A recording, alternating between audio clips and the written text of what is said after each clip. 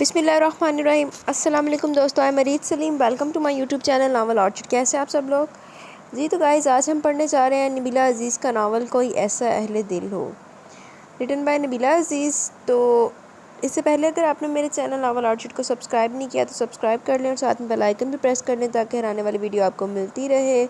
یہ میرا بھی موسٹ فیوریٹ ناول ہے، لیکن آج اس کی فرمائش بھی آئی ہوئی ہے تو وہ فرمائش ہم پوری کرنے جا رہے ہیں۔ ایک منٹ رکیں، چیک کرتے ہیں کس کی فرمائش ہے۔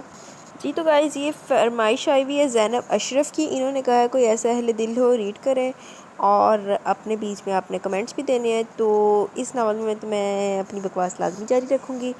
تو زینب، آج آپ کی فرمائش پہ ہم پڑھنے جا رہے ہیں ناول کوئی ایسا اہل دل ہو، ریٹن بائی نبیلہ عزیز۔ تو گائز، یہ جو ناول ہے نا، یہ ایک فیوڈل بیسڈ پہ ہے، وڈیرا بیسڈ یہ ناول ہے۔ یہ ہیرو ہیروئن دونوں وڈیرے کی فیملی سے بلانگ کرتے ہیں۔ یہ کزن بیسڈ بھی ہے اور اس کے بعد یہ کاری بیسڈ ہے۔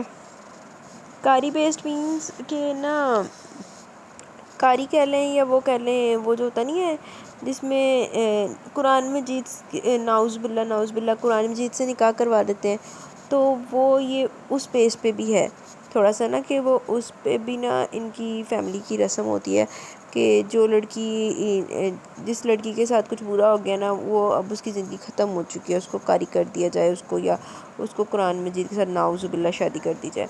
اور یہ جو ہیرو ہے یہ بہت روڈ ہے، کیونکہ جو ہیروئن ہے وہ تھوڑی سی بدتمیز ہے، تو جس وجہ سے ہیرو صاحب بہت زیادہ روڈ بھی ہے۔ اور یہ کڈنیپنگ بیسڈ ہے، ہیروئن جو ہے وہ کڈنیپ ہو جاتی ہے، ٹھیک ہے۔ تو ہم نے یہ ناول پڑھنا ہے، ہوپ فلی کہ ہم اس کو 2 سے 3 پارٹس میں پڑھ لیں گے۔ باقی آج سٹارٹ کرتے ہیں، دیکھتے ہیں کتنا پڑھا جاتا ہے۔ تو آئیے ہم سٹارٹ کرتے ہیں اپنا ناول کوئی ایسا اہل دل ہو، written by Nabeela Aziz, first part. میں کروں گا اس سے شادی۔ مختوم شاہ کی آواز اتنی بہت سی آوازوں کو یکدم ساخت کر گئی تھی۔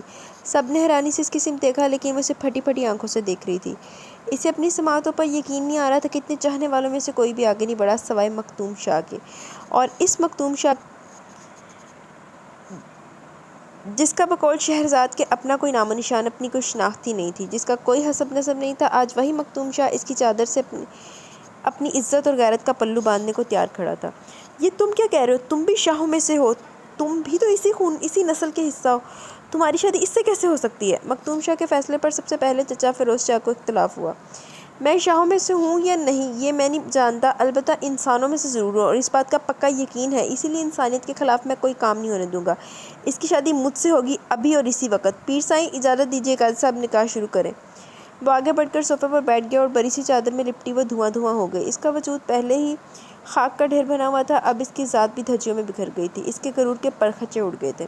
اسے اندازہ نہیں تھا کہ وہ شخص اس پر کرم کرے گا جس میں ہمیشہ وہ ستم کرتی آئی تھی۔ اس کے باوجود مختوم شاہ اس بھری محفل میں اس کے سامنے دیوار کی مانند ڈٹ گیا تھا۔ اس کا نکاح قرآن سے ہوگا، تم مداخلت مت کرو۔ نعوذ باللہ۔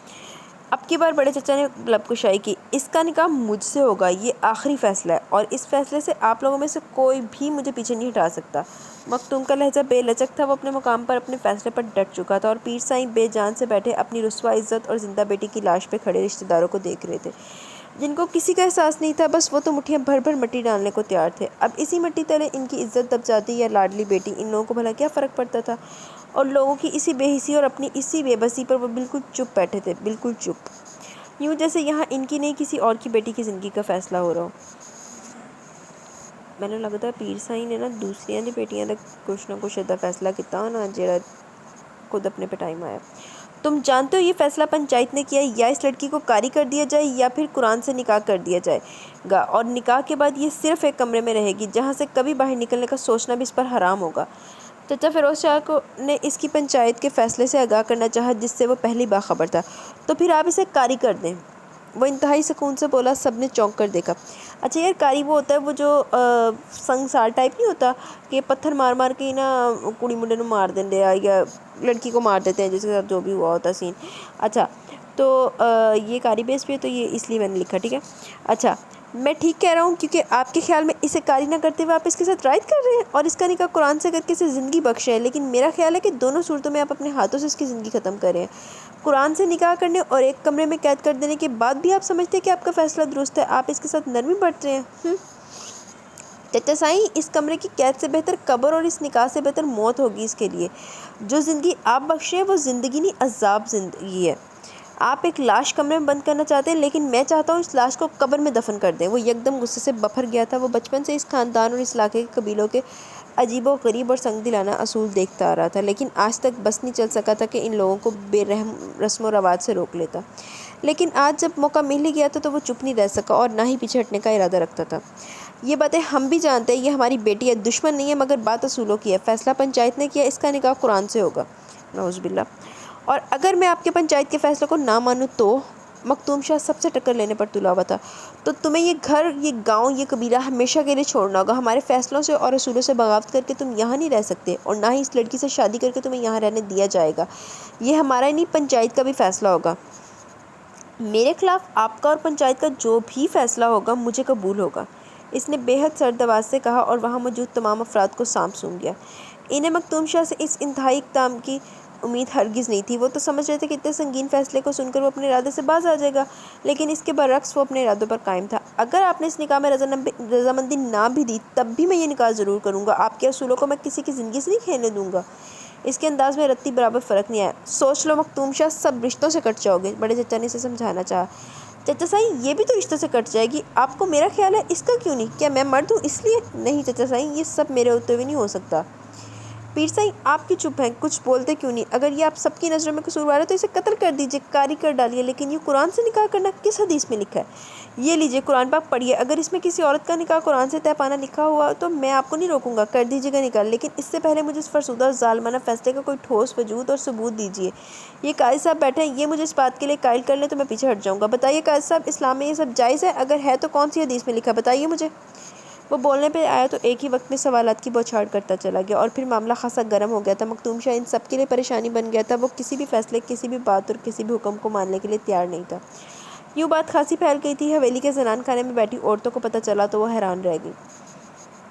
زندگی میں پہلی بار کوئی قبیلے سے بغاوت کر رہا تھا، اور بی بی جان کے ساتھ میرا بی بی بھی دھک سے رہ گئی تھی، کیونکہ یہ سب سے قطع تعلق کرنے کا فیصلہ تھا۔ نکاح نامے پر سائن کرنے کے بعد 15 منٹ بعد ہی اسے اپنے ساتھ لے کر حویلی سے ہمیشہ ہمیشہ کے لیے نکل آیا تھا۔ رات اپنے سیاہ پر پوری طرح سے پھیلا چکی تھی، اور دم توڑتے دسمبر کی سرد آہیں پورے ماحول کو اپنی لپیٹ میں لے چکی تھی۔ گاڑی کے اندر کی فضا دسمبر کی سرد آہوں سے بھی زیادہ یخ بستہ محسوس ہو رہی تھی۔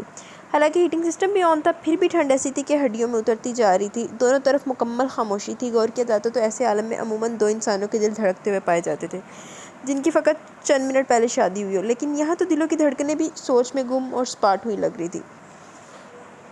اگلے 15 منٹ میں گاڑی کی سکرین پر بارش کی بوندوں نے مدھم سا رقص شروع کر دیا۔ پہاڑی علاقہ تھا، اس لیے راستہ ناہموار ہونے کی وجہ سے کافی احتیاط سے ڈرائیونگ کرنا پڑ رہی تھی۔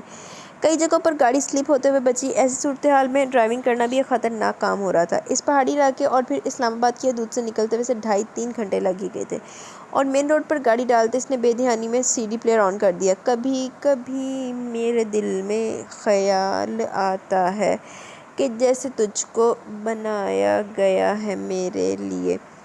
گلوکار کی بھاری آواز کانوں میں اتری تو وہ یکدم چونک گیا۔ اس کی حسیات بیدار ہو گئی تھی۔ Guys please ignore my voice, کبھی کبھی زیادہ حسین ہو جاتی ہے، بس میں نے کبھی غرور نہیں کیا، لیکن اگنور کر دیجیے گا۔ اچھا، یہ گانا اگرچہ اسے بے حد پسند تھا، لیکن اس وقت وہ یہ گانا ہرگز نہیں سننا چاہتا تھا، کیونکہ جب بھی وہ یہ گانا سنتا تھا اسے کسی کے طنز بھی سننا پڑتے تھے، اور آج جب کہ طنز بھی خاموش تھے پھر بھی اس نے گانا بند کر دیا، اور وہ جو لٹے پٹے مسافر کی طرح خاموش، بے بس اور تہی دامام بیٹھی تھی، اس کو سی ڈی پلیئر آف کرتے دیکھ کر ایک دم سے ضبط کھو بیٹھی، اور اپنے ہاتھوں میں چہرہ چھپا کر رو پڑی، اور اس کی ہچکیوں کی آواز سننے کے باوجود وہ بے تاثر سے انداز میں ڈرائیونگ میں مصروف رہا تھا، کیونکہ وہ اچھی طرح جانتا تھا کہ وہ اپنی بے بسی پر رو رہی ہے، ورنہ اپنی حرکتوں پر نادم تو وہ ہرگز نہیں تھی۔ اسے روتے ہوئے نہ جانے کتنی دیر گزر گئی تھی، جب اچانک گاڑی کا انجن بند ہو گیا۔ اس نے سر اٹھایا تو گاڑی ایک بے حد خوبصورت ریسٹورنٹ ٹیولپ کے آگے کھڑی تھی۔ یہ ریسٹورنٹ دریا جہلم کے عین کنارے پر واقع تھا، گویا وہ جہلم پہنچ چکے تھے۔ مکتوم گاڑی سے اتر کر اس کی سائیڈ آیا اور دروازہ کھول دیا۔ آؤ کچھ کھا لیتے ہیں، ابھی سفر آدھا باقی ہے اور ٹائم بھی کافی ہو رہا۔ وہ جیسے کھانا کھانے کی وضاحت دے رہا تھا۔ مجھے بھوک نہیں، یہ فقرہ سفر کے دوران وہ پہلی مرتبہ سن رہا تھا کہ مجھے بھوک نہیں، ورنہ تو اس کی بھوک کا یہ عالم ہوتا کہ اسے چھوٹے موٹے ڈھابے پر گاڑی روکنا پڑ جاتی تھی، اور آج اتنے بہترین ریسٹورنٹ کے سامنے آ کر بھی اسے بھوک نہیں تھی۔ اب کی بار اس کی حالت پر رونا مکتوم شاہ کو آیا تھا۔ کسی سیانے نے سچ ہی کہا ہے کہ بادشاہ فقیر ہو جائے تو فقیروں کو بھی اس پر ترس آتا ہے۔ بالکل اسی طرح مکتوم شاہ کو بھی اس لمحے اس پر ترس آیا تھا، کیونکہ وہ بھی کسی ملکہ سے کم نہیں تھی، مگر بھوک نہیں ہے تو چائے پی لو، بارش تیز ہو رہی ہے اس لیے سردی بھی بڑھ جائے گی۔ مختوم شاہ سچ مچ اس پر ترس کھا رہا تھا، ورنہ اس کی منت کرنے کا ارادہ ہرگز نہ تھا، بس ہمدردی نبھا رہا تھا۔ ویٹر کو کھانا آرڈر کرنے کے بعد وہ اپنا موبائل نکال کر کسی سے بات کرنے لگا۔ بات کرتے کرتے اس کی نظر اس کے چہرے پر پڑی تو ٹھٹک گیا۔ اس کا سر جھکا ہوا تھا، لیکن آنسوؤں کے قطرے شفاف ٹیبل کی سطح پر ایک نئی بارش برسا رہے تھے، جو باہر کی سرد بارش سے بالکل مختلف تھی، گرم گرم نمکین سی۔ موبائل آف کر کے وہ پوری طرح سے اس کی سمت متوجہ ہوا تھا۔ محترمہ، آپ اس وقت ایک ہوٹل میں ہیں جو پبلک پلیس ہے، آپ کا گھر یا پھر میری گاڑی نہیں جہاں آپ اپنا شوق پورا کر رہی ہیں۔ ابھی زندگی پڑی ہے، روتی رہیے گا۔ مختوم کا لہجہ استزائیہ ہو گیا اور وہ اس کے انداز سے مزید بلبلا اٹھی۔ دیکھو، مجھے مشکوک مت کرو، میں لوگوں کو صفائیاں نہیں دے سکتا۔ اس نے لفظ صفائیاں پر خاصا زور دیا اور وہ اس لفظ سے جیسے زمین میں گڑ گئی۔ اگرچہ وہ اس پر چوٹ نہیں کر رہا تھا، پھر بھی اس کی بات اس کے دل میں چبھ گئی تھی، اور پھر باقی تمام رستے وہ یوں ہی ساکت و سامت رہی۔ لاہور پہنچ کر وہ جس گھر میں آئی، وہ گھر اس کے لیے اکثر اجنبی تھا۔ ایک چوکیدار تھا جو ان کو دیکھتے ہی چاق و چوبند ہو گیا تھا۔ صاحب، کھانا لے آؤں؟ نہیں، کھانا کھا کر آئے، تم جاؤ آرام کرو۔ اس نے چوکیدار کو بھیج دیا اور خود صوفے پہ بازو پھیلاتے ہوئے ریلیکس سے انداز میں بیٹھ کر سر صوفے کی بیک سے ٹکا کر آنکھیں موند لی تھی۔ کتنی طویل مسافت طے کر کے آیا تھا، یہ تو صرف وہی جان سکتا تھا۔ تقریباً 5-10 منٹ بعد اس نے آنکھیں کھول کر سامنے دیکھا تو اپنی کوتاہی پر شرمندہ ہو کر فوراً سنبھل کر کھڑا ہو گیا۔ آئی ایم سوری، مجھے خیال ہی نہیں رہا، آؤ تمہیں اوپر چھوڑ دوں۔ وہ اسے چپ چاپ کھڑے دیکھ کر تیزی سے آگے بڑھا اور اس کی میت میں سیڑھیاں چڑھتی ایک بیڈ روم کے سامنے آ رکی تھی۔ وہ دروازے کا ہینڈل گھما کر اندر داخل ہوا اور تمام لائٹس آن کر دی۔ یہ بیڈ روم میرا ہے، اس کے علاوہ ابھی تک میں نے کوئی اور کمرہ سیٹ نہیں کیا اور نہ ہی فرنیچر وغیرہ رکھوایا۔ چند دن تمہیں مجھ کو اور مجھے تم کو برداشت کرنا پڑے گا اور ایک ساتھ رہنا پڑے گا، اس لیے جتنے دن تم یہاں رہو گی یہ کمرہ تمہارا بھی اتنا ہی ہوگا جتنا میرا۔ اس نے اپنے شاندار سے بیڈ روم کی طرف اشارہ کیا، جس کی سجاوٹ سے اس کے مکین کی نفاست پسندی اور اعلیٰ ذوق کی ترجمانی ہو رہی تھی، اور ہر چیز کو چپ چاپ بس دیکھے جا رہی تھی کہ پھر وہ تو کپڑے بدلنے چلا گیا، لیکن وہ بیڈ پر بیٹھی اپنی سابقہ سوچوں میں چکرانے لگی۔ وہ واپس آیا تو اسے کسی غیر مرئی نقطے کو گھورتے ہوئے پایا تھا۔ رات آدھی سے زیادہ بیت چکی تھی، وہ ایک چبھن محسوس کر رہی تھی اور اس چبھن دینے والے کانٹے کو نکالنا چاہتی تھی، اس لیے وہ جب سونے کے لیے لیٹا تو بے حد آہستگی سے بولنا شروع کیا۔ اگر آپ کے خیال میں جھوٹ کہہ رہی ہوں یا آپ کے دل میں کوئی شک ہے تو آپ بھی سب کی طرح بس آگے ایک لفظ بھی نہ کہنا۔ وہ یکدم سخت لہجے میں بولتا اس کی سمت پلٹا۔ میں جانتی ہوں ہر انسان کی سوچ آزاد ہے، جہاں انسان نہیں بھی چاہتا وہاں بھی چلی جاتی ہے، لیکن اس سوچ سے پہلے میں آپ کو اپنے بارے میں سب کچھ میں تمہارے بارے میں کچھ بھی نہیں جاننا چاہتا، کیونکہ تمہارے ماں باپ، تمہارے بھائیوں اور تمہارے نیک باکردار بااصول اور اعلیٰ خاندان کی طرح مجھے تمہاری صفائیوں کی اور وضاحتوں کی کوئی ضرورت نہیں ہے، اور آئندہ کبھی سوچنا بھی مت کہ مختوم شاہ تم پر شک کرتا ہے یا تمہیں جھوٹا سمجھتا ہے۔ کل جو بھی تھا گزر گیا، آج تم میری عزت ہو اور مجھے اپنی عزت پر اعتماد ہے، یہ اعتماد کبھی متزلزل نہیں ہوگا، اس لیے اب تم سو سکتی ہو۔ واہ یار، ابھی تو یہ بندہ ہی مجھے پریس کری جا رہا ہے۔ وہ انتہائی دو ٹوک انداز میں ہاتھ اٹھا کر بولا تھا اور وہ خاموش رہ گئی۔ وہ شخص عجیب شخص تھا، کبھی غصے اور اجنبیت سے بھرا ہوا، کبھی اعتماد، مان اور اپنائیت سے مالا مال۔ اسے ایک بار پھر اپنی حالت زار پر رونا آنے لگا، مگر اب کنٹرول کرنا پڑا کیونکہ بالکل قریب ہی تو وہ سو رہا تھا۔ یار سو لیندے، ایڈی دور دی ڈرائیونگ کر کے آیا منڈا۔ اچھا، شہرزاد پڑھنے کے لیے لاہور جا رہی ہے۔ یہ بھائی اس کا شہرزاد کا نا پاسٹ شروع ہو گیا ہے۔ آج جڑی شہرزاد نکاح کر کے لے آیا نا مختوم شاہ دی نکاری کو تو بچایا، او دا پاسٹ شروع ہو گیا اپنے ہیروئن دا۔ اچھا، شہرزاد پڑھنے کے لیے لاہور جا رہی ہے۔ زرینہ کی اطلاع پر ہمراہ ایک دم اچھل پڑی تھی۔ لاہور؟ جی ہاں، لاہور کی پنجاب یونیورسٹی کو عزت بخشنے کا ارادہ ہے اور پیر سائی نے اجازت بھی دے دی ہے۔ ان کی ساری پابندیاں صرف ہمارے لیے، اپنی بیٹی کے لیے کھلی چھوٹ ہے۔ زرینہ کے لہجے سے جلن اور بدگمانی کی بو آ رہی تھی، جبکہ ہمراہ کو خوشی ہوئی۔ اس میں ان کا کیا قصور ہے؟ پڑھنے کے لیے کوشش ہمیں کرنی چاہیے تھی، کالج کے بعد ہم ہی آرام سے گھر بیٹھ گئی تھی۔ انہوں نے نہیں کہا تھا کہ اگر انہوں نے ہم پہ پابندی عائد کرنا ہوتی تو کالج میں بھی نہ جانے دیتے۔ ایک بات تم بھول رہی ہو کہ مومنہ پھپھو نے بھی یونیورسٹی سے ہی ماسٹر کیا تھا۔ اچھی طرح جانتی ہو اپنی بہن اور بیٹی کے لیے ہی تو۔ پلیز زرینہ، تم کیوں خواہ بات کو بڑھا رہی ہو؟ اگر تم بھی پڑھنا چاہتی ہو تو ابھی بھی وقت ہے، جا کر کہہ دو پیر سائی سے، وہ تمہیں منع نہیں کریں گے۔ زرینہ اور ہمراہ کی تکرار خاموشی سے سنتی خزینہ رہ نہ سکی اور بلا کر بول ہی پڑی تھی۔ خزینہ زرینہ کی بڑی بہن اور ہمراہ کی ہونے والی بھابھی تھی۔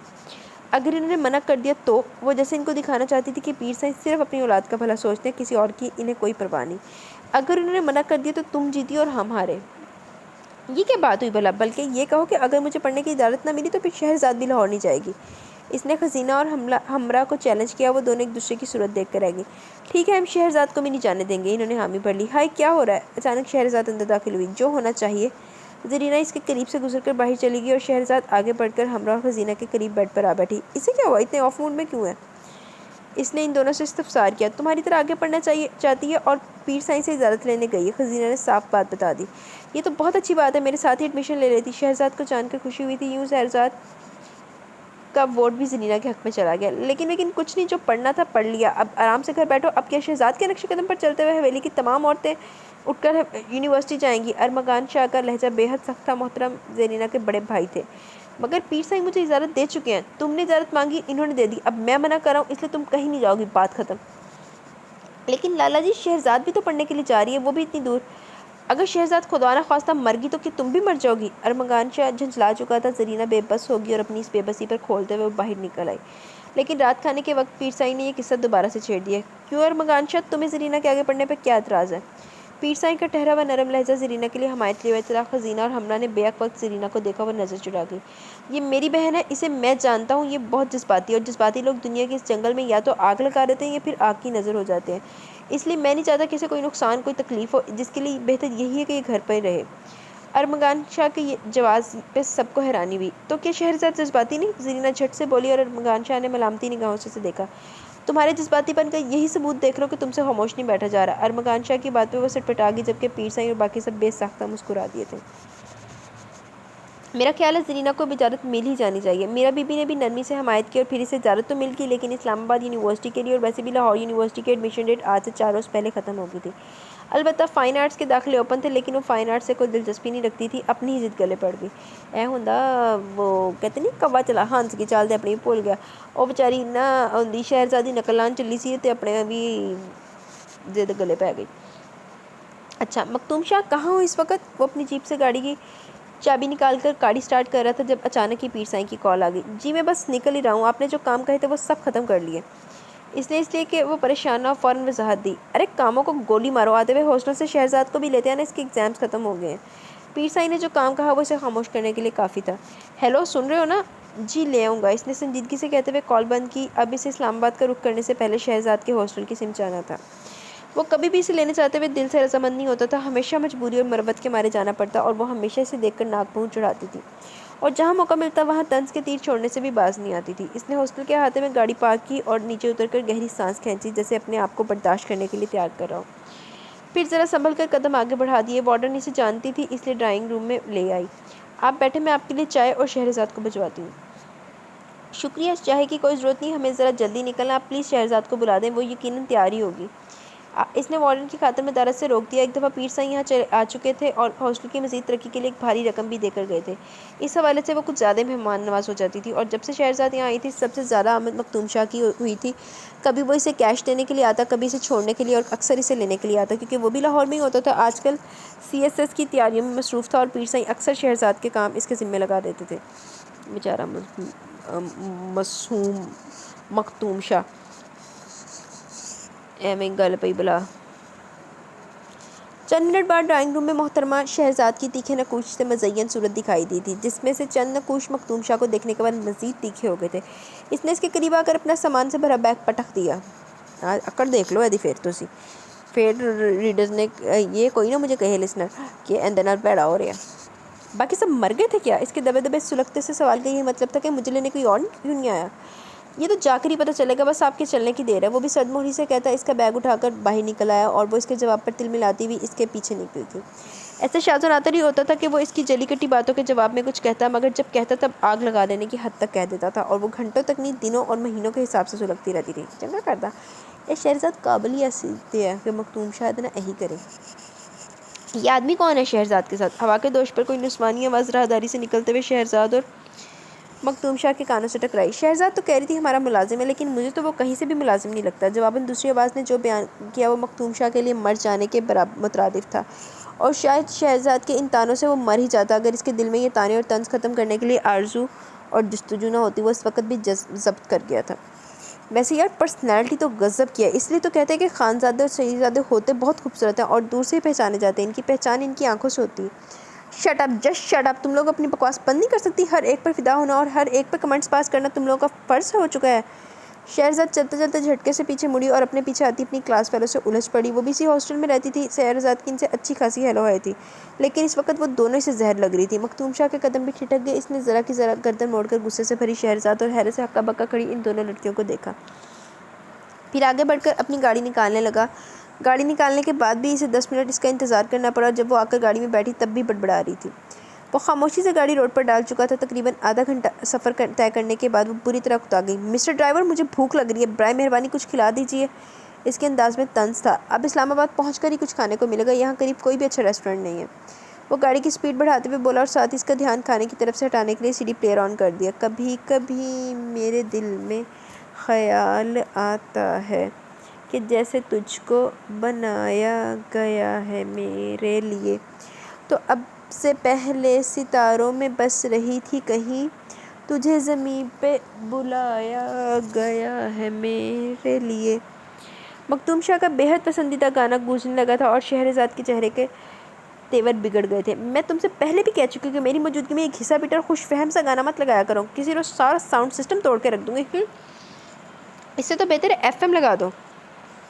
وہ نہ خود سے کہہ رہی تھی، اسے اس گانے سے اس لیے چڑ تھی کہ وہ مکتوم شاہ کو پسند تھا اور وہ گاڑی میں کئی بار سنتا تھا۔ اس نے انتہائی شرافت سے سی ڈی پلیئر آف کیا اور ایف ایم سرچ کرنے لگا۔ میں جانتا ہوں کہ تو غیر ہے، مگر یوں ہی کبھی کبھی میرے دل میں خیال آتا ہے کہ جیسے تجھ کو بنایا گیا ہے میرے لیے۔ پبلک ڈیمانڈ شو آن ایئر تھا اور وہاں بھی کسی کی فرمائش پر وہی گانا شہرزاد کا پارا ہائی کر رہا تھا۔ وہ لب بھینچ کر باہر دیکھنے لگی۔ مکتوم نے ایف ایم کو بھی خیر بات کہا اور گاڑی ایک ریسٹورینٹ میں پارک کی۔ میں اندر نہیں آؤں گی، اس نے فوراً اطلاع دی۔ مجبوراً تھوڑی دیر بعد وہ کھانے سے بڑی ٹرے اٹھائے آ گیا اور پھر جتنی دیر وہ گاڑی میں بیٹھی کھانے میں مصروف رہی، وہ باہر گاڑی سے ٹیک لگائے سگریٹ سے دل جلاتا رہا۔ پھر برتن واپس کر کے آیا تو اس کے ہاتھ میں مختلف کولڈ ڈرنکس کے ٹن پیکس، چاکلیٹس اور بسکٹ کے پیک تھے، جو آ کر اس نے اسے تھما دیے، گویا وہ اگلے سفر میں لگنے والی بھوک کا انتظام کر کے آیا تھا۔ کتنی وڈی چاولا شہرزاد۔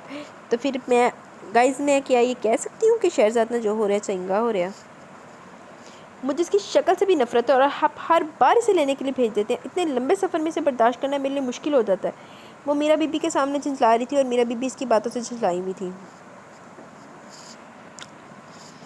مجھے صرف اتنی بات بتا دو کہ مکتوم کے خلاف تمہارے دماغ میں یہ خناس کس نے بھرا ہے؟ میرا بی بی اگرچہ مکتوم کے شاہ کے رشتے میں تائی اماں تھی، لیکن وہ اسے پیار ماؤں سے بھی بڑھ کر کرتی تھی۔ یہ خناس نہیں، حقیقت ہے اماں سائیں، ہمارا اس سے کوئی رشتہ نہیں، پتہ نہیں کون ہے کون نہیں۔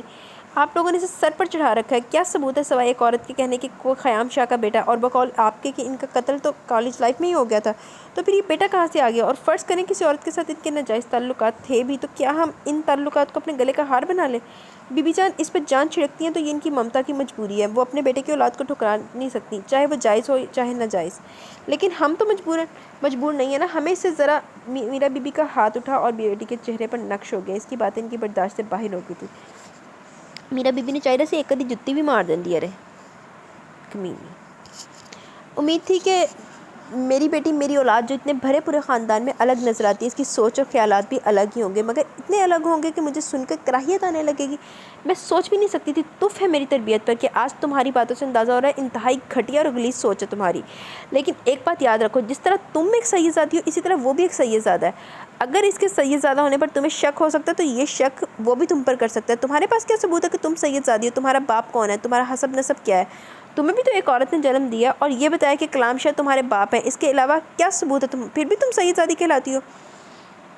شاید اس لیے کہ یہ بھی قدرت کا نظام ہے، ہر انسان کو اس کی ماں سے ہی پتہ چلتا ہے کہ وہ کس کی اولاد کس کا خون ہے، ورنہ سگا باپ بھی یقین سے یہ نہیں کہہ سکتا کہ یہ میری اولاد ہے۔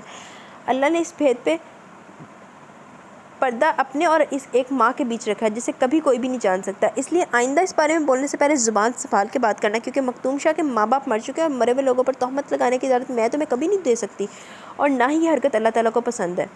میرا بی بی اپنی بیٹی کے 14 طبق روشن کر چکی تھی۔ وہ اپنے چہرے پہ ہاتھ رکھ کے بے یقینی سے انہیں دیکھ رہی تھی، جنہوں نے کسی اور کی اولاد کی خاطر اپنی چہیتی بیٹی پر ہاتھ اٹھایا تھا۔ تیرے وغیرہ تینوں تے نا بیٹی نوں تے 2 چنڈا ادھروں تے 2 چنڈا ادھروں پینیاں چاہیے۔ اور میرا بی بی کی منگوائی ہوئی کچھ چیزیں دینے کے لیے آتے مکتوم شاہ کے قدم کمرے میں باہر ہی تھمے رہ گئے۔ وہ ماں بیٹی کی گفتگو سن کر واپس پلٹ آیا۔ دل کا ایک کونا میرا بی بی کی اتنی محبت اور مشکور ہو رہا تھا، اور دوسرا کونا شہرزاد کی باتوں سے ناسور بن گیا تھا، اور سب کچھ تو تب سے ہو رہا تھا جب سے اس نے ہوش سنبھالا تھا۔ حویلی میں کچھ اور بھی ایسے مہربان تھے جن کو مکتوم شاہ پر اعتراض ہوتا تھا، لیکن شہرزاد جیسا اعتراض تو کبھی کسی کو بھی نہیں ہوا تھا۔ پھر شہرزاد صحیح ہے، رحم و کرم تے آئی ہے، پھر بھی عورت ظرف جن نے زندگی برباد ہونے تو بچا لی۔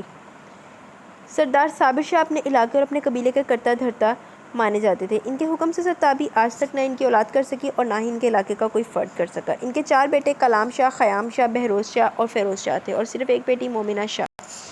کلام شاہ کی دلچسپی اپنے علاقے اپنے لوگوں سے تھی۔ ان کو اپنے قبیلے کی رسم و رواج اور سب اصول بہت اچھے لگتے تھے، کیونکہ ان کے خیال میں ان کے اصول امیر غریب سب کے لیے یکساں تھے، کوئی ناانصافی نہیں ہوتی تھی اور یوں کوئی بھی روایات کے دائرے سے باہر نہیں نکل سکتا تھا۔ سب ایک زنجیر میں بندھے ہوئے تھے، کوئی کسی کے ساتھ زیادتی نہیں کر سکتا تھا، لیکن اس کے برعکس خیام شاہ کو ان کاموں سے بالکل بھی دلچسپی نہیں تھی۔ ان کا رجحان اپنی تعلیم کی طرف تھا۔ باپ سے ضد کر کے کالج میں ایڈمیشن لیا اور رہنے کے لیے شہر والے بنگلے میں آ گئے۔ انہی دنوں سردار صابر شاہ کے فیصلے پر کسی کو اختلاف ہو گیا، بات بڑھتی گئی اور معاملہ جانی دشمنی تک جا پہنچا۔ اس بات کا خیام شاہ کو علم ہو چکا تھا۔ اس نے باپ اور بڑے بھائی کو بات درگزر کرنے کا مشورہ دیا، لیکن ان میں سے کوئی بھی ماننے کو تیار نہیں ہوا۔ تو کیا تم چاہتے ہو کہ ہم بزدل اور بغیرتوں کی طرح چپ ہو کر بیٹھ جائیں؟ یہ فیصلہ سردار صابر شاہ نے کیا تھا، کسی ایرے گیرے نے نہیں۔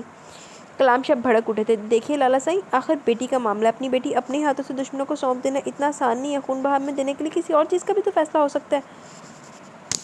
وہ اپنے بڑے بھائی کو تحمل سے سمجھا رہے تھے، حالانکہ خود بھی پریشان تھے، لیکن اپنی پریشانی دبا گئے۔ خیام شاہ، ہمیں امید نہیں تھی کہ تم اتنے بزدل ہو چکے ہو، کہ تمہاری تعلیم نے تمہیں یہی سکھایا کہ دشمن للکارے اور جواب بھی نہ تو بزدل بن جاؤ۔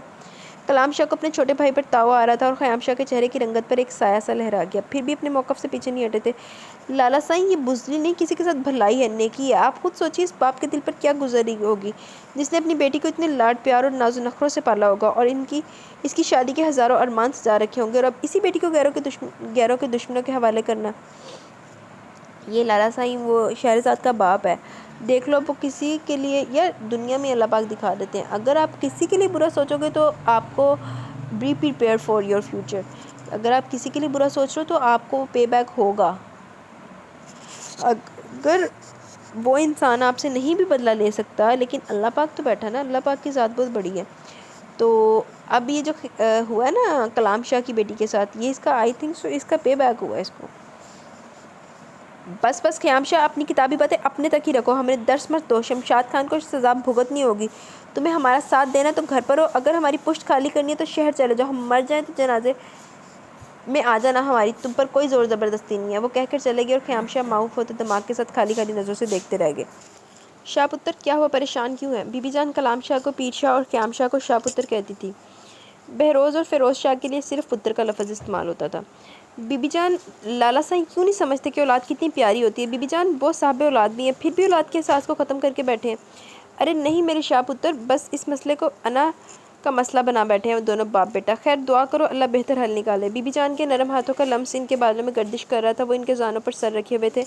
بی بی جان کو خیام شاہ سے بہت پیار تھا، ان کا کہنا تھا کہ ان کے 5 بچوں میں سے سب سے زیادہ صابر بچہ خیام شاہ کے سوا کوئی نہیں تھا۔ انہوں نے کبھی عام بچوں کی طرح بات بات پر ماں کو تنگ نہیں کیا تھا، اور نہ ہی کبھی بیجا ضدیں منوائی تھی، صرف تعلیم کے معاملے میں ضد کی تھی، جو ایک مثبت نتائج رکھنے والی ضد تھی، جس پر کسی کو کوئی پریشانی نہیں ہوئی تھی۔ آپ دعا کریں کہ میرا مسئلہ بھی حل ہو جائے۔ پتہ نہیں کیوں آج میرا دل بہت پریشان ہے۔ خیام شاہ کا دل نہ جانے کیوں اندر ہی اندر ڈوبا جا رہا تھا، انہیں اپنی یہ شکستہ سی کیفیت سمجھ نہیں آ رہی تھی۔ لالا جی آپ کب آئے؟ مومنہ شاہ اندر داخل ہوئی تو خیام شاہ کو دیکھ کر خوشگوار حیرت سے بولی، تمہارے آنے سے چند سال پہلے۔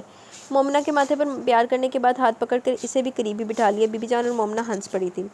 پڑھائی کیسی جا رہی ہے، کوئی پرابلم تو نہیں؟ خیام شاہ کو شروع سے ہی معلوم تھا کہ مومنہ کو بہت زیادہ پڑھنے کا شوق ہے، اس لیے جب اس کا کالج پیریڈ ختم ہوا تو اس کی وکالت کر کے اس کے یونیورسٹی جانے کا کیس جیت لیا تھا۔ کلام شاہ کو اس پر بھی اعتراض ہوا تھا، لیکن خیام شاہ نے اس شرط پر اجازت دلوا دی کہ مومنہ روزانہ گھر سے یونیورسٹی جایا کرے گی اور باقاعدہ پردہ بھی کرے گی، اور مومنہ کے لیے تو یہ بھی بہت تھا، پہلی بار کوئی سید زادی یونیورسٹی پڑھنے کے لیے جا رہی تھی۔ اگر کوئی اونچ نیچ ہوئی تو ذمہ دار تم ہوگے۔ اس وقت بھی کلام شاہ نے مومنہ کی ذمہ داری خیام شاہ کے کندھوں پر ڈال دی تھی۔ مجھے اپنی بہن پر اعتماد ہے، اس لیے مجھے اس کی ہر ذمہ داری قبول ہے، انہوں نے اطمینان سے جواب دیا، اور آج مومنہ کو یونیورسٹی میں پڑھتے ہوئے تقریباً 1.5 سال ہو گیا تھا، لیکن اس کی طرف سے کبھی کوئی پریشانی نہیں ہوئی تھی، اور خیام شاہ کو بہن کے پہ فخر ہوتا تھا، اور اس کی تعلیمی ریکارڈ بھی بہت شاندار تھا، اور ویسے بھی دونوں بہن بھائیوں کی ایک دوسرے سے کافی محبت تھی، شاید دونوں کے خیالات ملتے جلتے تھے، اس لیے یہ پھر دونوں اوپر تلے پیدا ہونے والے بچے تھے۔ اس لیے آپ کچھ پریشان لگتے ہیں، کیا بات ہے؟ بی بی جان اٹھ کر چلی گئیں تو مومنہ نے اپنائیت اور فکر مندی سے پوچھا، بس تم میرے لیے دعا کرو کہ جس کام کا ذمہ اٹھایا اسے نبھا سکو اور میرا دل مطمئن رہے۔ خیام شاہ آج کل بیٹھے بیٹھے سوچوں میں گم ہو جاتے تھے، آخر ایسی کیا بات ہے جس نے آپ کو اتنا پریشان کر رکھا ہے؟ ارے پگلی، تم کیوں ہلکان ہو رہی ہو؟ ایسی کوئی بات نہیں ہے، ویسے ایک بات بتاؤ، تمہاری برات نہ بلوا لیں، تھوڑی رونق لگ جائے گی، اور ویسے بھی احمد شاہ نے روزانہ فون کر کے میرا دماغ خالی کر رکھا ہے۔ اچانک منہ میں شرارت بھرتے ہوئے مومنہ کو چھیڑنے لگے۔ احمد شاہ مومنہ کے منگیتر و خالہ زاد کزن تھے، خیام شاہ سے کافی انڈرسٹینڈنگ اور دوستی بھی تھی۔ مومنہ اپنے بھائی کے منہ سے ایسی بات سن کر شرم سے چہرہ جھکا گئی۔ شادی کے لیے دل اپنا چاہ رہا ہے تو بات واضح کرنی چاہیے، یوں گھما پھرا کر دوسروں کی شادی کا قصہ چھیڑ کر بات کرنے کا کیا فائدہ؟ میرا بیبی کلام شاہ کی زوجہ تھی لیکن اپنے مزاج کی وجہ سے بہن سے بڑھ کر نظر آتی۔ ارے میرا بھرجائی، دل کی بات پکڑ لی، کب سے لوگوں کو سمجھانے کے چکر میں کوئی اشارہ ہی نہیں سمجھتا۔ خیام شاہ نے شگفتگی کا مظاہرہ کیا اور احتراماً اٹھ کر اپنی جگہ میرا بھرجائی کو پیش کی تھی۔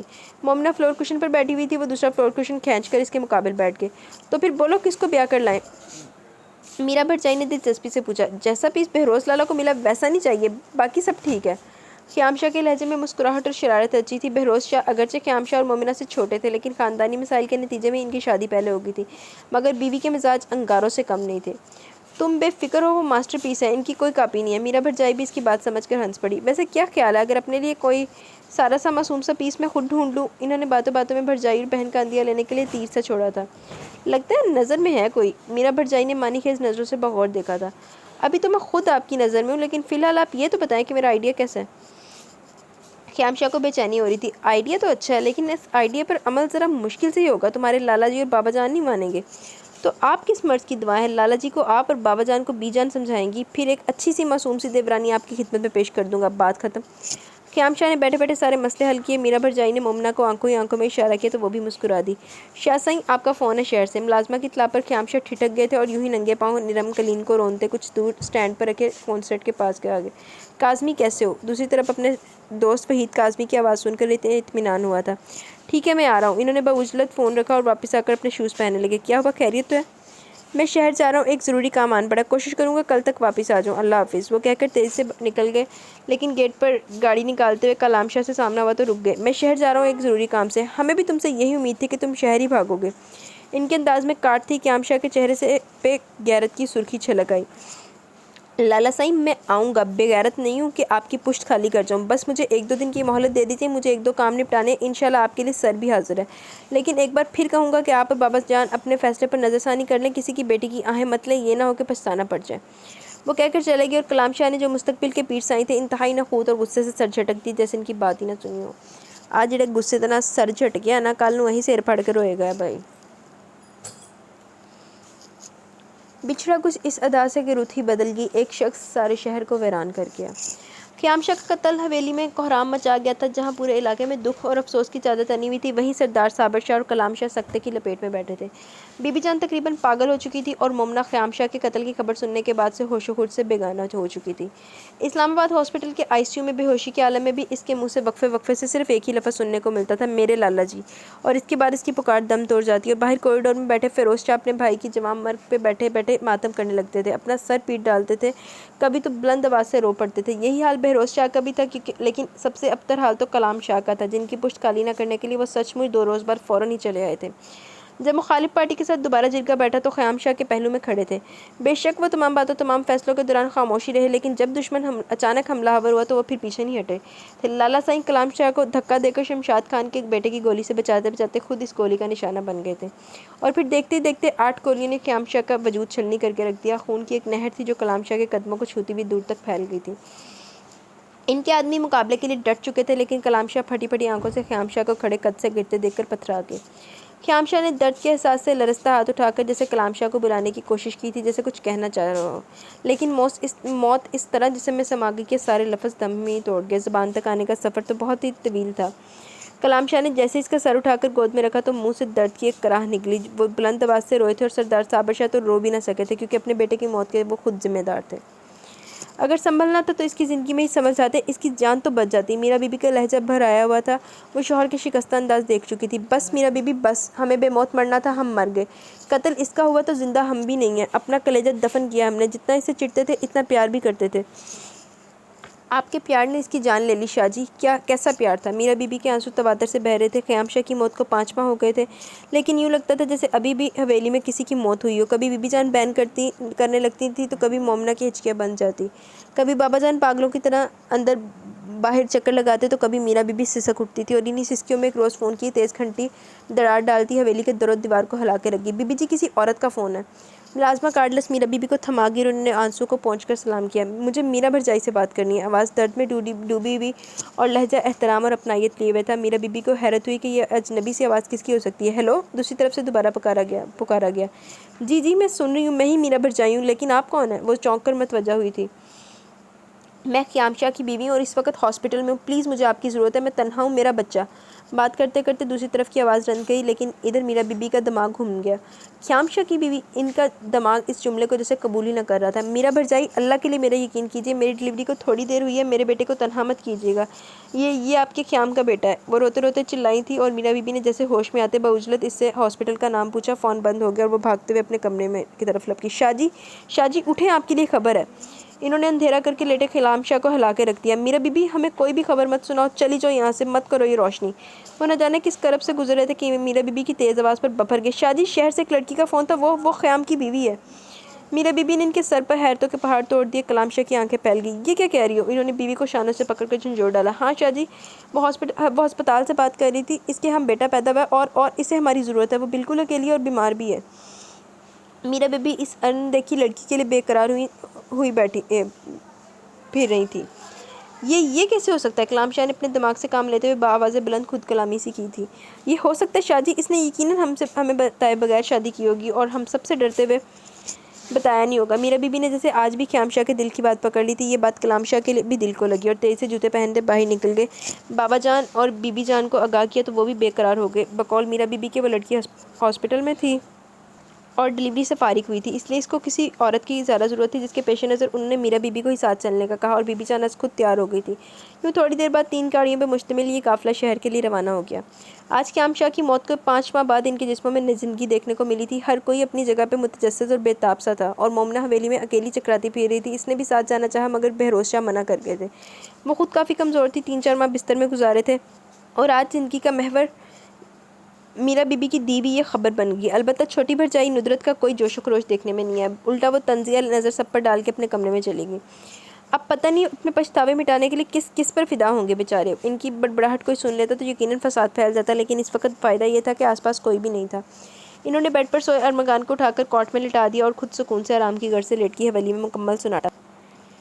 واپسی پہ سب کے قدم تھکے تھکے سے تھے، لیکن یہ تھکن اتنی بوجھل کرنے والی بھی نہیں تھی کہ وہ بالکل ہی تھک ہار کے بیٹھ جاتے۔ وہ آج 5ویں دن واپس آئے تھے۔ خیام شاہ کی بیوی کی آخری رسومات ادا کرنے میں انہیں کچھ وقت تو لگنا ہی تھا، لیکن اس کے بعد ان کی توجہ کا مرکز خیام شاہ کا بیٹا تھا، مکتوم شاہ۔ بقول اس کی ماں کا یہ نام خیام نے ہی سوچ رکھا تھا اور مکتوم شاہ کو اپنی آغوش میں سمیٹے جب کلام شاہ حویلی میں داخل ہوئے تو کلیجہ جیسے کٹ گیا۔ وہ بری طرح رو پڑے تھے۔ اس بیٹے کے لیے اس نے پتہ نہیں کیا کیا سوچ رکھا ہوگا، پتہ نہیں اس کے استقبال کے لیے کیا کیا جشن منانے کے ارادے ہوں گے۔ خیام شاہ، مجھے بتاؤ تمہارے دل میں کیا تھا؟ خیام شاہ، تم اپنے بیٹے کا کس طرح استقبال کرنا چاہتے تھے؟ آج بتاؤ خیام شاہ، میں کون سا جشن مناؤں؟ وہ نرم کمبل میں لپٹے بچے کو باہوں میں اٹھا کر روتے روتے چیخ اٹھے تھے اور حویلی میں موجود تمام ملازمین جمع ہو گئے تھے اور وہ کبھی اس بچے کو والہانہ پیار کرنے لگتے تو کبھی تڑپ تڑپ کر رو دیتے تھے اور ان کی اس حالت پر ہر آنکھ اشکبار ہو جاتی تھی۔ اور پھر مکتوم شاہ کی پیدائش کے 7ویں دن حویلی میں ہی نہیں پورے خاندان اور قبیلے میں عقیقے کا شاندار جشن ہوا۔ انہوں نے کئی شہروں سے اپنے مہمان بلائے تھے اور سب کو بتایا کہ مکتوم شاہ خیام شاہ کا بیٹا ہے۔ اس نے شہر میں شادی کی ہوئی تھی جو حویلی والوں کو بھی بتا رکھا تھا، بس قبیلے کے رسم و رواج کی وجہ سے بتا نہیں پائے، لیکن اب یہ خبر اور حالات ایسے تھے کہ وہ چھپا نہیں سکتے تھے اور اب انہیں قبیلے کی رسم و رواج کی خاطر اپنے جگر گوشے کو نظر انداز تو نہیں کرنا تھا۔ پھر سب کے سامنے خیام شاہ کے سر کی دستار ان کے بیٹے کے سر پر سجا دی گئی تھی۔ کہتے ہیں کہ جب اپنا بہت عزیز بہت پیارا بچھڑ جائے تو انسان اپنے جینے کے جواز اپنے زندہ رہنے کے لیے بے معنی سے صحیح لیکن بہانے ڈھونڈنے لگتا ہے، تاکہ اگر کبھی وہ بچھڑنے والا ملے تو اسے جینے کا جواز ان کی زندگی کا استفسار نہ مانگے، اور مانگے تو وہ جھٹ سے بتائیں کہ تیری یادیں تھیں، کچھ نشانیاں تھیں، کچھ وعدے تھے، کچھ ذمہ داریاں تھیں جن کو نبھانے کے لیے جینا پڑا، مجبوری تھی، سمجھا کرو۔ جس طرح تمہیں بچھڑنے کی مجبوری تھی اسی طرح ہمیں زندہ رہنے کی مجبوری تھی۔ مربت بھی کوئی چیز ہوتی ہے اور مربت انسان ہمیشہ رشتوں سے نبھاتا، کوئی گہرے اور عزیز رشتوں سے، اور رشتے نبھانا آسان بھی نہیں ہوتا، نو ڈاؤٹ۔ پیر سائی نے بھی یہی کچھ کرنا سیکھ لیا تھا۔ مکتوم شاہ ان کی زندگی کا جواز بن گیا تھا، یادیں، نشانیاں، کچھ وعدے اور کچھ ذمہ داریاں۔ خیام شاہ چھوڑ گیا تھا، جس طرح وہ بچھڑنے پر مجبور ہوا تھا اسی طرح وہ زندہ رہنے پر مجبور ہو گئے تھے اور ابھی تک اس مجبوری میں پوشیدہ مربت بھی نبھا رہے تھے اپنے آس پاس بکھرے ڈھیروں رشتوں سے۔ آج میں نے 4 دوپہر میں کچھ زیادہ ہی کھایا۔ میرا گلا بہت زیادہ سینسٹیو ہے، بلکہ ہم سارے گھر والے بہت زیادہ سینسٹیو ہیں، تو پاپا پھر کچھ اس طرح کی چیزیں کھانے نہیں دیتے، لیکن آج وہ چکن والی دال بنی ہوئی تھی تو میں نے کچھ زیادہ ہی اچار کھا لیا اس کے ساتھ۔ اب میرے گلے میں خراش سی آ رہی ہے، تو بس دوبارہ گلا خراب نہ ہوئے، پیچھے ہی بیمار تو صحیح ہوئی سی۔ اس حویلی کے در و دیوار سے، اس قبیلے اور اس کے مسائل سے، اپنے دل و دماغ کی شکستگی سے اور اپنی زندگی سے، کیونکہ خیام شاہ کی موت نے سردار صابر شاہ کو اندر سے توڑ پھوڑ کے رکھ دیا۔ وہ اندر سے مردہ کھوکھلا سے ہو گئے تھے۔ تب تو وہ اور بھی ڈھہ گئے جب یہ پتہ چلا کہ خیام اپنی پسند کی لڑکی سے شادی کرنے کے بعد بھی اسے گھر نہ لا سکا تھا۔ ان کے ڈر کی وجہ سے اپنی نہ جانے کتنی خواہشوں کو دل میں دبائے دنیا چھوڑ گیا تھا، اور یہی اذیت ناک احساس ہوتے ہی ان کی زندگی سے دلچسپی ختم ہوتی گئی تھی۔ ٹھیک 1 سال بعد وہ بھی دائرے فانی سے کوچ کر گئے، اور پھر سب کچھ کلام شاہ پیر سائیں کے کندھوں پر آ پڑا تھا، اور وہ مروت اور مجبوریاں، ذمہ داریاں، رشتے نبھاتے چلے گئے تھے۔ انہوں نے واقعی اسی کڑی دی ہاں لگی یار، جو کسی کی بیٹی کا خیال نہیں کرتا تو پھر اپنے ساتھ بھی تو ہوتا ہے نا۔ اب بھائی بھی چڑھ گیا جوانی میں ہی۔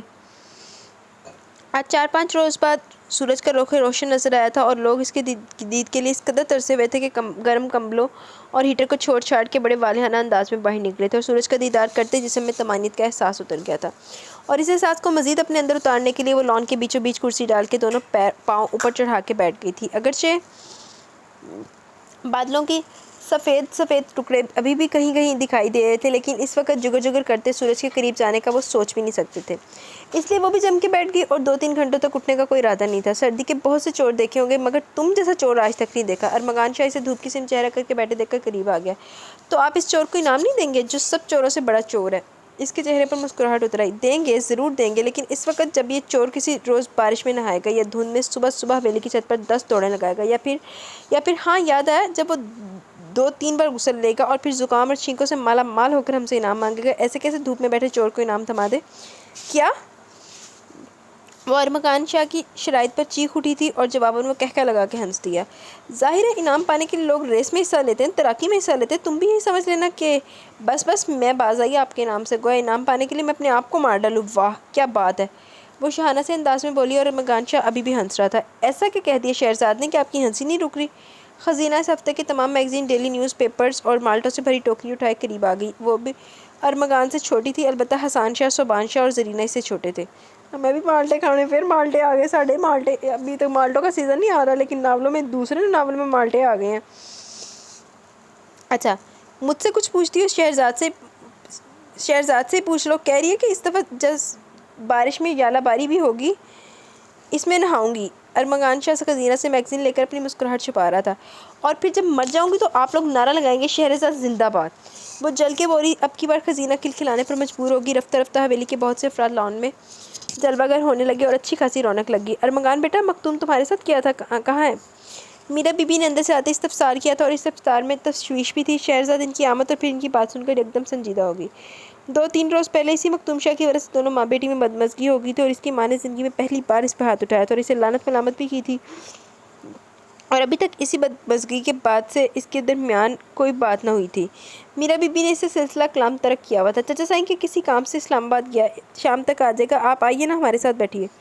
ارمغان اپنی کرسی سے کھڑا ہو گیا۔ نہیں بیٹھو تم لوگ، میں فارغ نہیں ہوں۔ وہ اس کا کندھا تھپک کر اندر کی طرف مڑ گئی۔ تائی میرا is very very nice women.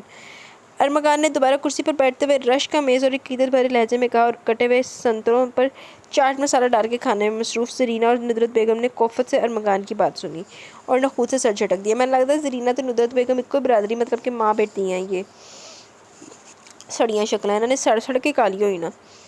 تمہیں کیا ہوا، بیٹھے بیٹھے چپ ہو گئی ہو؟ ہمراہ نے شہرزاد کو ٹوکا دیا۔ کچھ نہیں، لگتا گرمی ہو گئی ہے۔ اس نے سر جھٹک کر ہاتھوں سے گلوز اتارے سب کے ساتھ شریک ہو گئی۔ شام نے اپنے چہرے پر سیاہ رات کا نقاب چڑھانا شروع کر دیا۔ سب لوگ اپنے اپنے گھروں کو لوٹ چکے تھے، ایک وہ تھا جو ابھی تک نہیں آیا تھا، اور میرا بی بی اندر ہی اندر تل ملا رہی تھی کہ چچا سائیں فیروز شاہ نے یہ جاننے کے باوجود کہ 2 روز سے وہ بخار میں مبتلا تھا، پھر بھی اسے کام سے بھیج دیا تھا، اور یہ کام کسی اور سے بھی کروا سکتے تھے۔ میرا بی بی کھانا لگ چکا، ٹھنڈا بھی ہو چکا ہے، میں آپ کی اس بڑھاپے میں بیٹھے بیٹھے کھو جانے کی عادت پر حیران ہوں، حالانکہ یہ کام جوانی میں اچھے لگتے ہیں۔ پیر سائی نے نرمی سے بیوی کو متوجہ کیا۔ وہ دسترخوان پر بیٹھی تھی، لیکن دھیان نہ جانے کہاں پہنچا ہوا تھا۔ میں مختوم کا انتظار کر رہی تھی، اس کی طبیعت بھی خراب تھی اور ابھی تک نہیں آیا، باہر بہت ٹھنڈ ہو رہی ہے، آپ فون کر کے اس کا پتہ کیجیے۔ تم نے پہلے کیوں نہیں بتایا؟ ہم تو سمجھ رہے تھے کہ اپنے کمرے میں ہے شاید۔ وہ بھی ہاتھ کھینچ چکے تھے اور ملازمہ کو فون لانے کا اشارہ کیا۔ السلام علیکم۔ اس نے ڈائننگ روم میں قدم رکھتے ہی سلام کیا، اور میرا بی بی تیز سے قریب آئی تھی۔ شہرزاد نے کوئی بھی محبت بھرا جذباتی نظارہ دیکھنے سے قبل چہرہ جھکا لیا۔ آؤ بیٹا آؤ، بیٹھو، کھانا کھاؤ، ہم تمہیں کال کرنے والے تھے۔ پیر سائی نے اپنے برابر والی کرسی کی سمت اشارہ کیا۔ وہ ہمیشہ اسے اپنے برابر میں بٹھاتے تھے، اور ایک مدت انہوں نے مختوم کو اپنے ہاتھوں سے کھانا کھلایا تھا۔ شاید اس لیے ان کے اپنے بچوں کو بھی یہ شوق کی آرزو ہو گئی کہ وہ انہیں بھی مختوم کی طرح اپنے ہاتھوں سے کھانا کھلائیں، مگر انہوں نے آج تک اپنے بچوں کا یہ شوق پورا نہیں کیا تھا۔ ابھی بھوک نہیں ہے, میں کچھ دیر آرام کرنا چاہتا ہوں, آپ لوگ کھانا کھائیں, سوری میری وجہ سے آپ ڈسٹرب ہوئے. اس نے سب سے معذرت کی تھی اور واپسی کے لیے مڑ گیا. میرا بھی اس کا احوال پوچھتی فکر مند سے اس کے ساتھ چلتی سیڑھیوں تک آئی, اور وہ سیڑھیوں پر قدم رکھتے رکھتے ٹھہر گیا تھا. گردن موڑ کر دیکھا تو ان کے چہرے پر پریشانی کے سوا صرف اور صرف ممتا نظر آئی. تائی امی, آپ میرے لیے تب پریشان کیوں ہوتی ہیں؟ کیا حاصل میری فکر سے؟ آپ کو تو اپنے بچوں کی فکر کرنی چاہیے. توقیر شاہ, عبیر شاہ, شہرزاد, سب کو آپ کی توجہ چاہیے. میرے لیے تو دوہرے رشتے بھی بناتے ہو, اور ایک طرف تائی اور ایک طرف ماں بھی کہتے ہو, پھر پوچھتے ہو پریشان کیوں ہوتی ہوں, اور تیری فکر سے کیا حاصل ہوتا ہے؟ یہ تو ایک ماں کا دل ہی بتا سکتا ہے کہ اپنے بچے کی فکر کر کے اسے کیا ملتا ہے, کیا حاصل ہوتا ہے. تم بھلا کیا جانو گے؟ ان کا لہجہ بھیگ گیا تھا. مکتوم نے بے چین سا ہو کر ان کا ہاتھ پکڑ لیا. تائی ماں, آئی ایم سوری, میں آپ کو اداس نہیں کرنا چاہتا تھا, لیکن میں آپ کو اپنے لیے پریشان بھی تو نہیں دے سکتا. میں جانتی ہوں تو کیا سوچتا ہے اور کیا چاہتا ہے, لیکن یہ بھی تو دیکھو تم سے محبت کرنے والے کتنے ہیں. تمہاری تکلیف پر کس کس کا دل تڑپتا ہے. لیکن تائی ماں, سب کی طرف سے میرا وجود مکمل نہیں ہوگا. میرا وجود اسی روز مکمل ہوگا جب میرے ماں باپ کا رشتہ واضح ہوگا, جب میری ماں کے دامن سے غلیظ دھبا دھلے گا, جب مکتوم شاہ کو مکتوم شاہ کہلانے میں جھجک نہیں ہوگی. وہ دکھ سے کہتا ان کا ہاتھ چھوڑ کر سیڑھیاں چڑھ گیا. اس کی آنکھوں میں اتری سرخی اور چہرے پر پھیلی اذیت کے عکس میرا بی بی کو بے کل کر گئے تھے. اس کی ذات کو حویلی والوں نے ادھورا کر کے رکھ دیا تھا. کسی نے اسے بہت زیادہ پیار دیا اور کسی نے طنز و حقارت کے سوا کچھ بھی نہیں دیا, اور یوں اس کا ذہن دو حصوں میں بٹ گیا تھا. ایک وہ جو ان سب رشتوں کو اپنا سمجھتا تھا, اور ایک وہ جو اتنے رشتوں کے باوجود اپنے آپ کو اکیلا اور تنہا محسوس کرتا تھا. کبھی وہ بہت مضبوط ہوتا تھا, ناقابل تسخیر چٹان کی مانند, اور کبھی اتنا کمزور ہوتا کہ کوئی بھی اس کی ذات کی اونچی دیوار کو زمین بوس کرنا چاہتا تو پل میں کر سکتا تھا.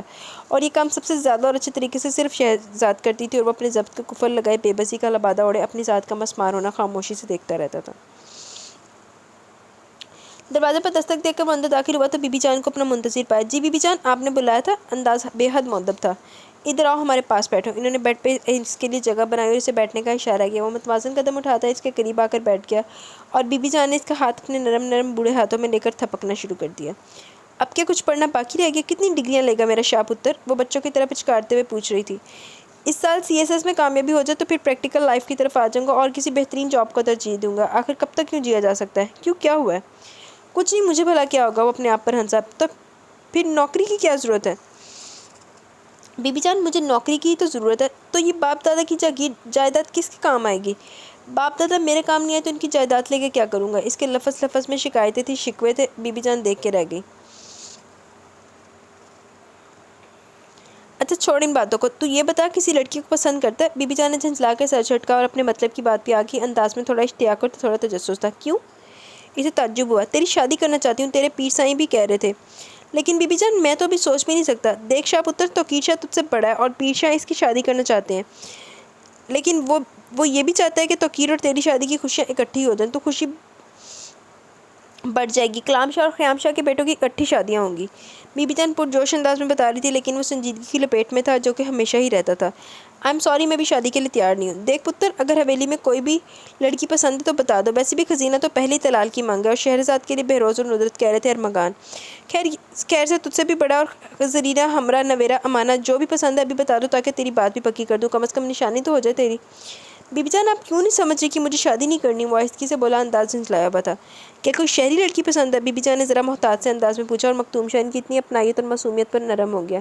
شہری لڑکی اور دیہاتی لڑکیوں میں کوئی فرق نہیں ہوتا. فرق تو بس ہماری سوچ میں ہوتا ہے. کسی کو کمتر اور کسی کو برتر بنا دیتے ہیں.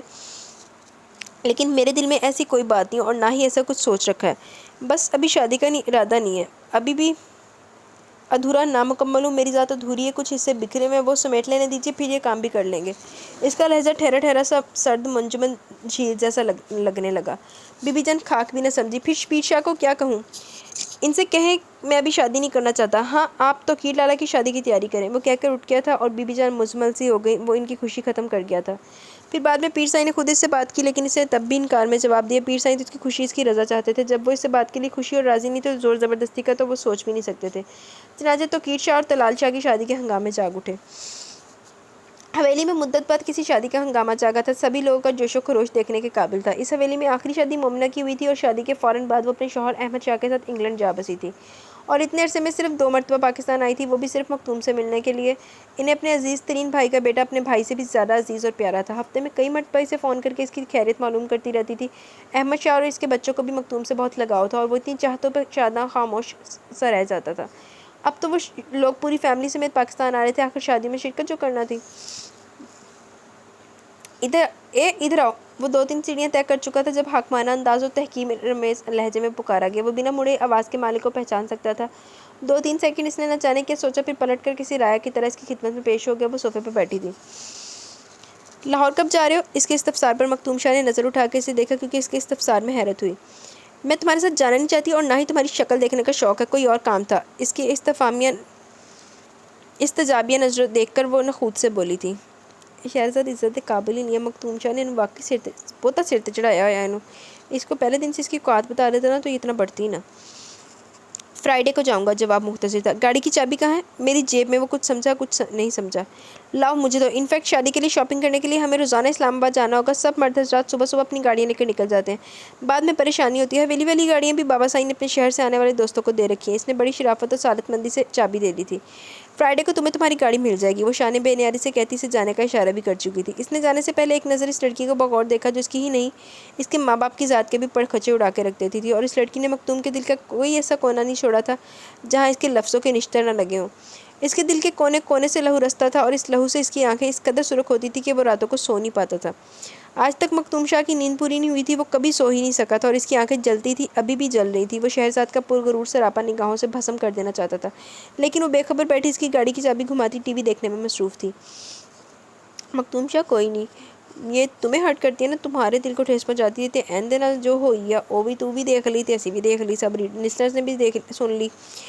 तो खैर, गुरूर अल्लाह पाक को पसंद नहीं है, तो अल्लाह पाक इस दुनिया में गुरूर का जवाब दे देते हैं। बाहर खवातीन की आवाज़ों का शोर उठा तो अंदाज़ा हो गया कि वो शॉपिंग के लिए करके आ गई है। मखदूम तेज़ी से लाउंज की हदूद से निकल गया। अब जहाँ धम्मा चौकड़ी मचने वाली थी, कपड़े और जेवरात बिखरने वाले थे। दरिया अटक के पुल से गुजरते हुए शहरज़ाद ने सबसे पहले वो सीडी डिस्क बाहर फेंकी जिसमें मखदूम शाह का बेहद फेवरेट गाना कभी कभी मेरे दिल में ख्याल आता है था। फिर इसने इसका लाइटर उठा लिया। बेहद स्याह रंग का बहुत नफीस और सारा सा लाइटर भी अक्सर इसकी मुट्ठी में नजर आता था। इसने वो भी पानी की वसीह गोश के हवाले कर दिया। रफ्ता रफ्ता वो अपनी नागवार अशिया को बाहर उछालती गई और ड्राइव करने वाला इसका मामूज़ात कामरानी से रोकता रह गया। शहरज़ाद ने इसे बतौर ख़ास दूसरे गांव से सिर्फ ड्राइवर बनाकर बुलाया था, क्योंकि हवेली वाले सब मसरूफ़ थे और वो चाहती थी कि कोई सुबह से शाम तक इसका साथ दे सके ताकि वह सुकून से शॉपिंग करती। ये क्या करियो, किसी की पर्सनल चीज़ें यूँ ज़ाया करना सरासर बदतमीज़ी है। कामरान को बुरा लगा। इस वक्त ये गाड़ी मेरी और इसमें मेरी पसंद की अशिया रखी जा सकती है। मैं जैसे चाहूँ उठाकर बाहर फेंक सकती हूँ, तुम्हें भी। वो तनक कर बोली। कामरानी से 2-3 माह छोटा था, इसलिए बासानी रोब जमा लेती थी। मुझे पता नहीं था कि तुम किसी साजिश के तहत मुझे इस तरह बुला रही हो, वरना मैं अपनी गाड़ी भी ला सकता था। खैर, साजिश तो मैंने कोई नहीं की, बस बाजारों वगैरह पे सफ़र करने की आदी हूँ, इसलिए कार का सफ़र अजीब लगता है, इसलिए तुम्हारी कार को जाज नहीं बख्श सकी। वो बात ही इतने तफाकर गुरूर से करती थी कि सामने वाला झुलस के रह जाता। इसका यही गुरूर टूटेगा बेटा। जैसा आज़ाज़ तुम मखदूम शाह की गाड़ी को बख्शी, मैं बाज आया से आज़ाज़ से। इसने कानों को हाथ लगाए थे। वो एकदम खिलखिला के हंस पड़ी। अरे नहीं, तुम तो मेरे बहुत प्यारे अच्छे से कज़न हो, तुम्हारी गाड़ी को नुकसान पहुंचाने का मैं सोच भी नहीं सकती। इसने अपनायत का इजहार किया। तो क्या मखदूम शाह तुम्हारे कज़न नहीं है जो ऐसा दुश्मनों जैसा सलूक कर रही हो? कामरान का सवारी से एकदम कोफत में मुब्तला कर दिया। मखदूम शाह मेरा कज़न ही, ये बात तुम अच्छी तरह जानते हो। लहजा इंतहाई कोफत ज़रा था। फिर तुम इसे मखदूम शाह क्यों कहती हो? कामरान के दूसरे सवाल पर वो चौंक गई और इसे मुस्कुराती नज़रों से देख रहा था। नुक्ता बड़ा अहम था, बड़े गौर का था। वो 5 दिन का था जब हमारी हवेली आया और आज 20-25 साल हो गए हमारी हवेली में रहते हुए, और इन 20-25 सालों में हमने इसे सिर्फ़ और सिर्फ दिया है। यूँ समझ लो एक खैरात दिया, और इस खैरात में ये शाह भी शामिल है, वरना खुद इसका कोई हसब नसब नहीं, कोई नामो निशान नहीं। वो एक बेबुनियाद और बेवजूद इंसान है, क्योंकि इंसान की बुनियाद, इंसान का वजूद इसके माँ बाप से होता है, और माँ बाप की इसे खबर ही नहीं है। इसका लहजा इंतहाई तकीर लिए हुए था। बाजी तेनू जेडे माँ बाप की खबर है ना, तेरा फिर रहने तो सहारा है मखदूम शाह ही बनया। दौर फिटे मुँह तेरे ते। लेकिन तुम्हारे बाबा साईं, मेरे बाबा साईं दीवाने हैं, भाई की मोहब्बत में अंधे हो गए हैं। ज़ात पात चाल ढाल जांच पर सब कुछ भूल गए, और इनकी ही दीवानगी थी कि एक औरत की इमोशनल ब्लैकमेलिंग पर न जाने किसकी औलाद को उठाकर घर ले आए, और वो औरत अपने गले का तोक इनके गले में डालकर अल्लाह को प्यारी होगी, और निशानी के तौर पर ये चंद जेवरात और चचा ख़याम के गले की चेन थमा गई। अब क्या पता कि वो चेन इन्होंने अपनी बीवी को दी थी या फिर इस नाम नेहाद बीवी को कहीं से मिली थी। ज़रूरी तो नहीं कि वो चेन इनके निकाह का सबूत हो। अगर सबूत देना ही था तो निकाह नामा की ओरिजिनल ना सही फ़ोटो कापी नहीं दिखा देती, कम से कम दिल तो मुतमिन हो जाता। वो जल के कह रही थी, जिस तरह आंदा खादा ना मखदूम शाह ने। चवल जी, शायद तुम ये भूल रही हो कि जब एक इंसान बिस्तर मरग पर होता है तो वो झूठ बोलने का सोचता भी नहीं है, बल्कि इसने सारी ज़िंदगी में जितने भी झूठ बोले होते हैं इनकी माफ़ी मांगने की कोशिश कर रहा होता है, अपने रब से भी और रब के बंदों से भी। कामरान ने एक और पॉइंट निकाला। ये तुम्हारी सोच है, वरना मेरी सोच यही कहती है कि कुछ लोग मरने के बाद भी अपने ऐबों पर पर्दा रखने के लिए आखिरी सांस लेने तक झूठ बोलते हैं, ताकि इनकी अच्छाई का ग्राफ नीचे ना आए। شہرزاد کو اس معاملے میں مطمئن کرنا یا پھر چپ کروانا سب بہت مشکل تھا، اس لیے کامران نے مغز ماری کرنے کی بجائے سر جھٹکا اور گاڑی ایک شاپنگ مال کے سامنے پارک کر دی تھی۔ وہ اسلام آباد پہنچ چکے تھے اور اب اس کی شاپنگ کا اور کامران کے صبر آزما وقت کا دورانیہ شروع ہو چکا تھا، اس لیے وہ اسے ساتھ لائی تھی۔ جی کس سے ملنا آپ کو؟ گیٹ پہ بیل دینے کے چند سیکنڈ بعد ایک صورت نظر آئی جو یقیناً گھر کے ملازم کی تھی، وحید کاظمی صاحب سے۔ اس نے بہت سنبھل کے یہ نام لبوں سے نکالا، یہ نام ہی اس کی زندگی کی واحد امید رہ گئی تھی۔ اس کا دل بری طرح دھڑک رہا تھا۔ وہ چند روز پہلے بھی آیا تھا لیکن وہ یہاں نہیں تھے اور چوکیدار نے بتایا تھا کہ چند دنوں تک آنے والے، اس لیے وہ چوکیدار کو اپنا نمبر دے گیا تھا اور جب وہ آئے تو اسے اطلاع کر دے یا پھر ان سے کہے کہ رابطہ کرے، اور آج اتنے دن بعد وہ خود ہی آ گیا تھا۔ وہ تو چلے گئے صاحب جی؟ کیا؟ کہاں چلے گئے؟ اسے کرنٹ چھو گیا۔ واپس امریکہ؟ اور کہاں؟ ملازم کو اس کی حالت پہ حیرانی ہوئی۔ کب آئے تھے اور کب گئے؟ کب سے ہیں؟ اس کے چہرے پر موت کی سی ویرانی تھی۔ 8 روز پہلے آئے تھے اور کل چلے گئے۔ بیگم صاحبہ بہت بیمار ہے اس لیے رک نہیں سکے تھے۔ او میرے اللہ، کیوں میری اذیت کا دورانیہ طویل سے طویل ہوتا جا رہا ہے؟ اسے سر پکڑ لیا۔ کیوں صاحب جی، خیریت تو تھی؟ ملازم کو پریشانی ہونے لگی۔ وہ چوکیدار کدھر ہے؟ میں اسے نمبر دے کر گیا تھا۔ چوکیدار پر تاؤ آیا۔ ادھر ہے صاحب۔ مختوم کی عقب سے آواز ابھری۔ وہ تل ملا کے پلٹا۔ میں تمہیں نمبر دے کر گیا تو تمہارے وحید صاحب آئے تو مجھے بتا دینا۔ پھر تم نے بتایا کیوں نہیں؟ تم جانتے تم نے میرے ساتھ کیا دھوکہ کیا ہے؟ خالص پشتو زبان میں بولتا ہوا اس پٹھان چوکیدار کو نگل جانے کے در پہ تھا۔ اس کا بس نہیں چل رہا تھا کہ کیا کر ڈالے۔ ہم کو معافی دے دی، ہم سے غلطی ہو گیا، آپ کے نمبر کپڑے کی جیب میں دھل گیا۔ چوکیدار اس کی شدید غصے اور اشتعال کی حالت دیکھ کر ہاتھ جوڑ چکا تھا اور وہ مٹھیاں بھینچ کر اپنے بپھرے ہوئے اعصاب کنٹرول کرنے لگا۔ وہ کبھی بھی اس طرح غصے میں نہیں آتا تھا لیکن یہ معاملہ ہی ایسا تھا کہ اسے اب اور زیادہ برداشت نہیں ہو رہا تھا۔ وہ جلد از جلد اپنی بے کنارہ ذات کو کنارہ دینا چاہتا تھا، اپنے سے زیادہ اپنی ماں کی ذات کو معتبر کرنا چاہتا تھا، جس کے لیے وحید کاظمی سے ملنا از حد ضروری تھا، باوجود اس کے کہ پیر سائیں اور دیگر افراد کو وحید کاظمی کی گواہی کی کوئی خاص ضرورت نہیں تھی۔ ان کو اس کی ماں کے کہے ایک ایک لفظ پر یقین اور اعتبار تھا۔ وہ اس کی ماں کی سچائی اور رشتے کو دل سے مانتے تھے، جب ہی آج تک وحید کاظمی کو کھوجنے اور ملنے کی خاص کوشش نہیں کی، مگر مختوم شاہ کے لیے یہ سب کھوجنا اور جاننا بے حد ضروری ہو چکا تھا۔ مجھے وحید صاحب کا امریکہ والا کانٹیکٹ نمبر دے دو، میں خود رابطہ کر لوں گا، اس نے قدم واپس موڑنے سے پہلے کہا۔ معافی چاہتا ہوں صاحب جی، انہوں نے نمبر دینے سے منع کیا۔ ہاں، میں ایک بار ان سے پوچھ لوں، پھر دے دوں گا، آپ دوبارہ آ جائیے گا، ملازم نے شرمندگی سے کہا تو مختوم شکست خوردہ قدموں سے چلتا گاڑی تک آ گیا۔ گاڑی میں بیٹھا تو شکستگی کا احساس اور بڑھ گیا۔ اس کی گاڑی ہر چیز سے خالی پڑی تھی۔ شہرزاد نے اس کی گاڑی کی بڑی بردردی سے ویران کیا تھا اور وہ دیکھ کر بھی اسے کچھ نہیں کہہ سکا تھا۔ افسوس سے اپنی چیزوں کے ضائع ہونے پر نہیں، شہرزاد کی نفرت اور تنفر سے ہوا، جس کا جی چاہ رہا تھا کہ اسی گاڑی سمیت کسی پہاڑی سے گر کر اپنی زندگی ختم کر لے۔ دیکھو ایک شہرزاد کی بغیرتی کی وجہ سے وہ کس حد تک سوچ رہا ہے، کس حد تک وہ ہرٹ ہوا ہے، اور پھر ڈوب کے مر جائے شہرزاد جب ہر کہیں سے جتیاں کھا کے پھر مختوم شاہ نے انہوں سہارا دینا ہے، اینڈ تے مختوم شاہ نے وہ زندگی برباد ہون تو بچانی ہے۔ خیر، لوگ جب غرور میں ہوتے ہیں نا تب وہ کسی چیز کا نہیں خیال کرتے، تو وہ کہتے ہیں بس میں ہی میں ہوں اور میں انسان کو ختم کر دیتی ہے۔ یہ اس کا غرور ہی ہے جو اس کو لے ڈوبے گا۔ تو یہاں پہ گائز ہماری فرسٹ ایپیسوڈ یا فرسٹ پارٹ کا اپنے اختتام کو پہنچا۔ کیسے لگا آپ کو یہ ناول؟ اپنی رائے کا ضرور اظہار کیجیے گا اور آگے کیا ہوگا یہ بھی بتائیے گا۔ تو انشاءاللہ ملیں گے کل اس کی نیکسٹ ایپیسوڈ کے ساتھ۔ اب دیکھتے ہیں کل اس کو اینڈ کرتے ہو پاتا ہے کہ نہیں ہو پاتا۔ ویسے میرا خیال ہے 12 ہو گئے ہیں تو چانسز ہیں کہ کل مک جائے، اور نہ کل نہ مکیا تو پرسوں تو مک ہی جائے گا۔ تو 2 سے 3 پارٹ میں ہم اس ناول کو انشاءاللہ اینڈ کریں گے۔ تو آپ کو یہ ناول کیسا لگا اپنی رائے کا ضرور اظہار کیجیے گا۔ انشاءاللہ کل ملیں گے۔ تب تک کے لیے اپنا بہت سارا خیال رکھیں، دعاؤں میں یاد رکھیں۔ اللہ حافظ۔